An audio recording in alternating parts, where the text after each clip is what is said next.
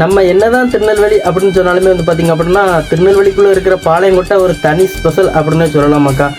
Maximum எல்லாத்துக்குமே பாளையங்கோட்டை அப்படின்னாலே வந்து பார்த்திங்க அப்படின்னா பாளையங்கோட்டை ஜெயில் அந்த மாதிரி தான் ஞாபகம் வரும். ஆனால் அதையும் தாண்டி ஒன்று இருக்குது அப்படின்னா தென்னகத்தின் ஆக்ஸ்போர்ட்டே வந்து பார்த்திங்கன்னா நம்ம பாளையங்கோட்டை தான். இது வந்து பார்த்திங்க அப்படின்னா 1940 வந்து பார்த்திங்க அப்படின்னா நம்ம பாளையங்கோட்டையில் நிறைய ஸ்கூலு நிறைய காலேஜ் இந்த மாதிரிலாம் நிறைய வந்துட்டு. உதாரணத்துக்கு வந்து பார்த்திங்க அப்படின்னா சேவியர் காலேஜ் சேவியர் ஸ்கூலு, அப்புறம் ஜான்ஸ் காலேஜ் ஜான்ஸ் ஸ்கூலு, கதீட்ரலு, அப்புறம் கிறிஸ்து ராஜா, இந்த மாதிரி வந்து பார்த்திங்க அப்படின்னா நிறைய ஸ்கூலு நிறைய பள்ளிக்கூடம் காலேஜெலாம் வந்து பார்த்திங்க அப்படின்னா 1940 வந்துட்டு அப்படின்னு சொல்லலாமாக்கா.